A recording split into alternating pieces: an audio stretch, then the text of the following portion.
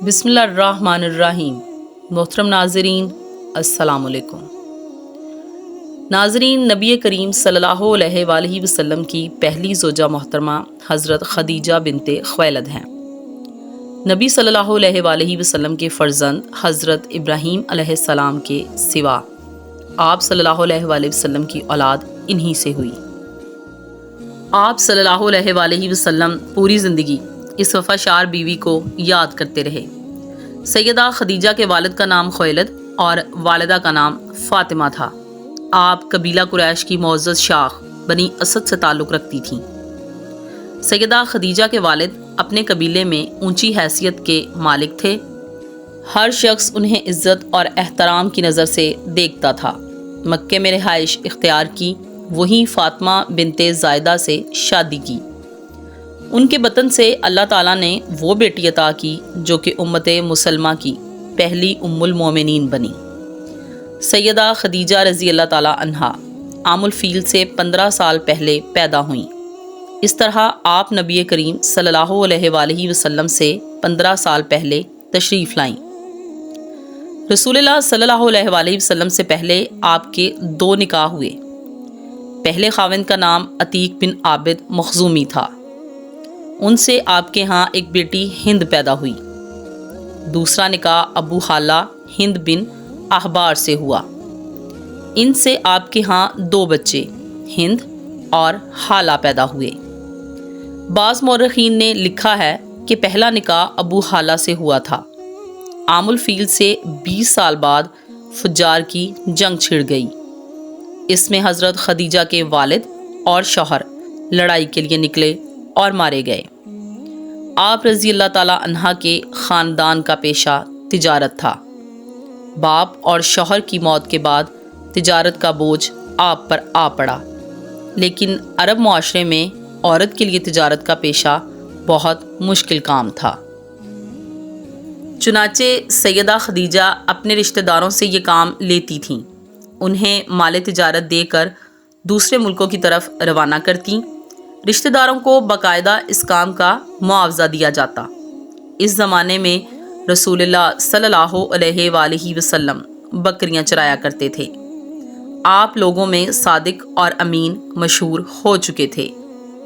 آپ کی دیانتداری کی شہرت مکے میں چاروں طرف پھیل چکی تھی۔ یہ شہرت سیدہ خدیجہ رضی اللہ تعالیٰ عنہا تک بھی پہنچی تو انہوں نے پیغام بھیجا کہ آپ میرا سامان تجارت لے کر جائیں، جو معاوضہ میں دوسروں کو دیتی ہوں اس سے 2 گنا دوں گی۔ رسول اللہ صلی اللہ علیہ وآلہ وسلم نے پیشکش کو قبول فرما لیا۔ آپ صلی اللہ علیہ وآلہ وسلم کا یہ سفر تجارت انتہائی کامیاب رہا۔ چنانچہ اس سفر کے 2 ماہ اور 25 دن بعد خود سیدہ خدیجہ نے نکاح کا پیغام بھجوایا۔ نبی صلی اللہ علیہ وآلہ وسلم نے اپنے چچا کے مشورے سے اس پیغام کو قبول کر لیا۔ سیدہ خدیجہ نہایت سمجھدار اور شریف خاتون تھیں۔ اللہ تعالیٰ نے مال و دولت سے بھی نوازا تھا۔ اپنے قبیلے میں باعزت تھیں، اس لیے ہر شخص ان سے نکاح کا خواہش مند تھا، لیکن قدرت انہیں اپنے نبی صلی اللہ علیہ وآلہ وسلم کے لیے منتخب کر چکی تھی۔ اس طرح نکاح کی تاریخ طے ہو گئی۔ مقررہ تاریخ کو آپ صلی اللہ علیہ وآلہ وسلم اپنے چچا ابو طالب اور سیدنا حمزہ اور خاندان کے دوسرے افراد کے ساتھ سیدہ خدیجہ رضی اللہ تعالیٰ عنہا کے گھر تشریف لائے۔ ابو طالب نے نکاح کا خطبہ پڑھا۔ 12.5 ارکھیہ حکیمہ مقرر ہوا۔ یہ 500 طلائی درہم کے برابر تھا۔ اس طرح سیدہ خدیجہ رضی اللہ تعالیٰ عنہا کو پہلی ام المومنین بننے کا شرف حاصل ہوا۔ آپ رضی اللہ تعالیٰ عنہا کا پہلا لقب طاہرہ تھا۔ اس طرح آپ خدیجہ طاہرہ کے نام سے مشہور ہوئیں۔ نکاح کے وقت حضور صلی اللہ علیہ وآلہ وسلم کی عمر 25 سال تھی اور سیدہ خدیجہ کی عمر 40 سال تھی۔ نکاح کے بعد سرداران قریش اور دیگر لوگوں نے مبارکباد دی۔ نبی کریم صلی اللہ علیہ وآلہ وسلم کی زوجیت میں آنے کے بعد سیدہ خدیجہ نے اپنا سارا مال و اسباب حضور اکرم صلی اللہ علیہ وآلہ وسلم کے قدموں میں ڈھیر کر دیا۔ اس سے آپ کو روزی کمانے کی فکر سے نجات مل گئی۔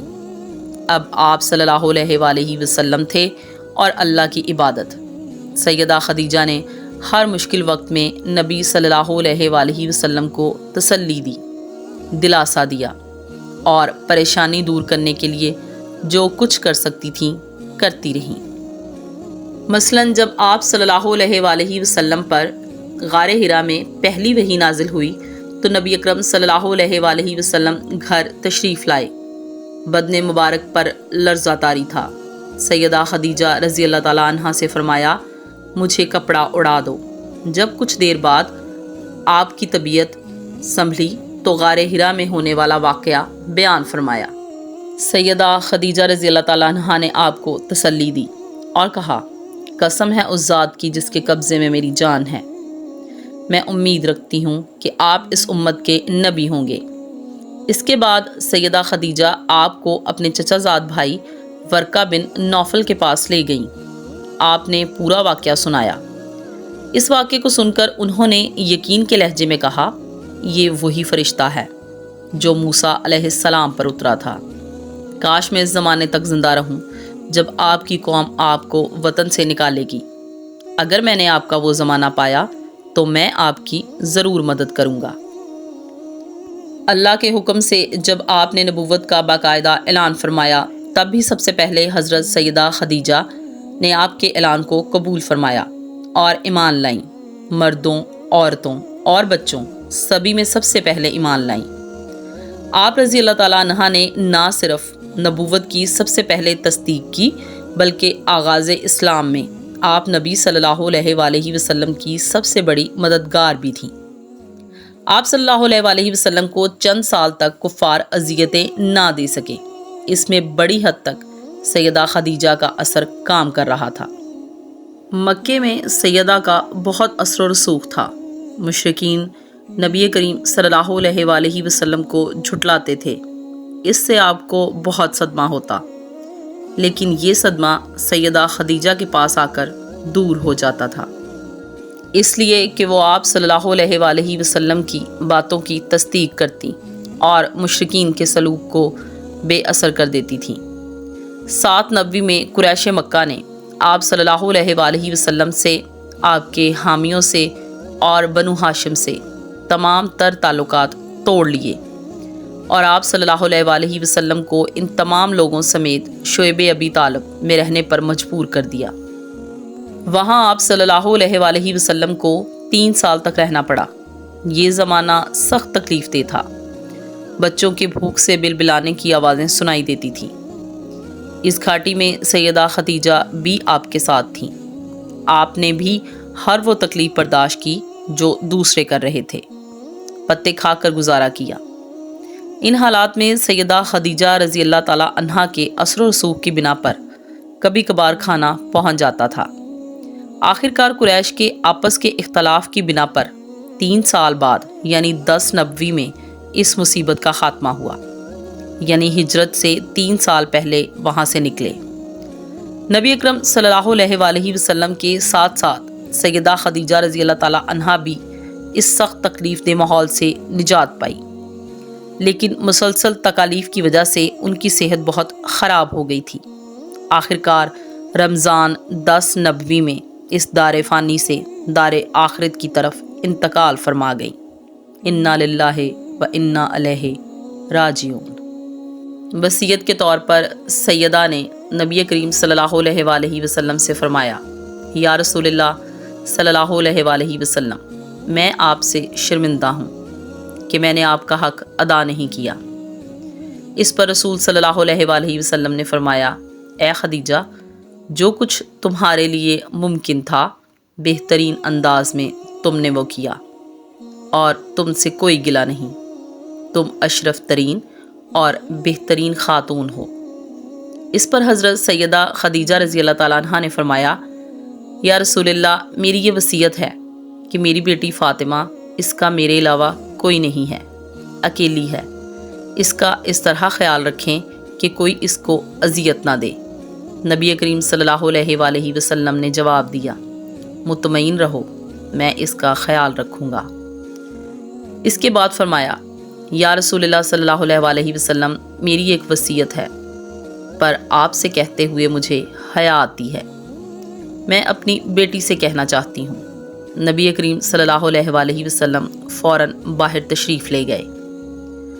سیدہ خدیجہ نے حضرت فاطمہ سے فرمایا، بیٹا اپنے بابا سے کہو کہ مجھے قبر کی ہولناکیوں سے خوف آتا ہے، اس لیے اپنی وہ عبا جو وہ پہلی وحی کے وقت اوڑے ہوئے تھے وہ کفن کے طور پر مجھے پہنائی جائے۔ جیسے ہی نبی کریم صلی اللہ علیہ وآلہ وسلم سے حضرت فاطمہ نے اس بارے میں عرض کی تو آپ صلی اللہ علیہ وآلہ وسلم نے فوراً اپنی وہ عبا منگوائی اور حضرت خدیجہ کو اڑا دی۔ اس کے بعد ملک الموت آیا اور حضرت خدیجہ دنیا سے چلی گئیں۔ حضرت جبریل علیہ السلام تشریف لائے، فرمایا، یا رسول اللہ، اللہ تبارک و تعالیٰ نے آپ کی اس زوجہ کو اس طرح منتخب فرمایا ہے کہ اس زوجہ کے لیے اس عالم میں کوئی مشکل نہیں ہے، بلکہ اس کے کفن کے طور پر اللہ نے جنت کے کپڑے بھیجے ہیں، یہ آپ کی زوجہ کے لیے جنت کا کفن ہے۔ اب رسول اللہ صلی اللہ علیہ وآلہ وسلم نے اپنی عبا اڑائی، پھر اس کے اوپر جنت کا وہ کپڑا جو کفن کے طور پر آیا تھا وہ استعمال کیا۔ اس طرح آپ صلی اللہ علیہ وآلہ وسلم نے 2 کفن پہنا کر سیدہ خدیجہ کو اس دنیا سے رخصت کیا۔ وفات کے وقت حضرت خدیجہ کی عمر مبارک 64 سال 6 ماہ تھی۔ اس وقت تک شریعت میں نماز جنازہ کا حکم نہیں تھا، اس لیے آپ رضی اللہ تعالیٰ عنہ کو اسی طرح دفن کر دیا گیا۔ رسول اللہ صلی اللہ علیہ وآلہ وسلم خود ان کی قبر میں اترے اور سب سے زیادہ غمگسار بیوی کو قبر کی آغوش میں رکھا۔ سیدہ خدیجہ رضی اللہ تعالیٰ عنہ کی قبر مبارک جنت معلیٰ میں ہے۔ آپ کی وفات کے سال کو عام الحزن قرار دیا گیا۔ بخاری اور مسلم کی ایک حدیث ہے کہ ایک مرتبہ جبریل علیہ السلام نے نبی صلی اللہ علیہ وآلہ وسلم سے عرض کیا کہ سیدہ خدیجہ آپ کے پاس برتن میں کھانے کی کوئی چیز لا رہی ہیں، جب وہ آئیں تو انہیں اللہ تعالیٰ کا اور میرا سلام کہہ دیجئے گا۔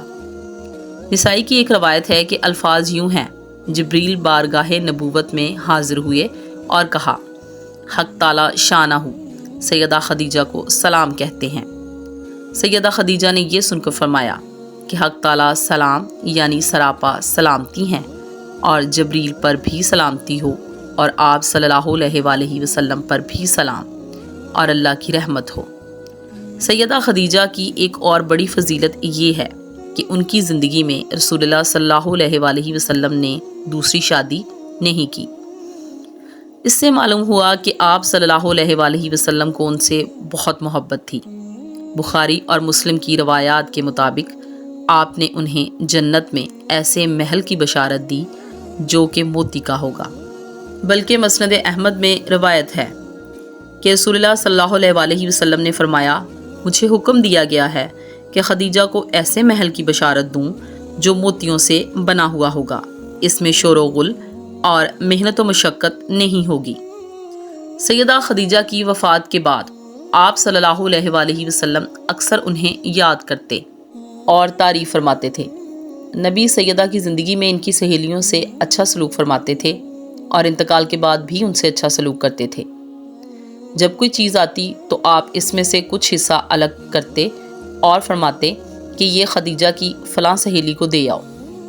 نسائی اور مسند احمد کے الفاظ یہ ہیں کہ نبی کریم صلی اللہ علیہ وآلہ وسلم نے فرمایا، جنت کی عورتوں میں سب سے افضل یہ 4 عورتیں ہیں، خدیجہ بنت خویلد، فاطمہ بنت محمد صلی اللہ علیہ وآلہ وسلم، مریم بنت عمران اور آسیہ جو کہ فرعون کی بیوی تھی۔ سیدہ کی اس خصوصیت میں کسی دوسری ام المومنین کو شریک نہیں کیا گیا۔ بخاری، مسلم اور مسند احمد کی ایک روایت میں سیدہ خدیجہ کو تمام جہانوں کی عورتوں سے بہتر فرمایا گیا۔ آپ کے پہلے خاوند سے ایک بیٹے ہند تھے، یہ آپ کے ساتھ ہی ایمان لے آئے۔ انہی کی نسبت سے آپ رضی اللہ تعالیٰ عنہ کی کنیت ام ہند تھی۔ رسول اللہ صلی اللہ علیہ وآلہ وسلم سے سیدہ خدیجہ کے ہاں 6 بچے ہوئے، 2 صاحبزادے جو بچپن میں فوت ہو گئے اور 4 صاحبزادیاں۔ ان کی تفصیل یہ ہے۔ قاسم رسول اللہ صلی اللہ علیہ وآلہ وسلم کے سب سے بڑے صاحبزادے تھے۔ انہی کے نام پر آپ صلی اللہ علیہ وآلہ وسلم کی کنیت ابو القاسم تھی۔ بچپن میں مکے میں انتقال کر گئے۔ دوسرے صاحبزادے عبداللہ تھے، یہ بھی کم عمری میں انتقال کر گئے۔ ان کے لقب طیب و طاہر تھے، اس لیے کہ یہ زمانہ نبوت میں پیدا ہوئے تھے۔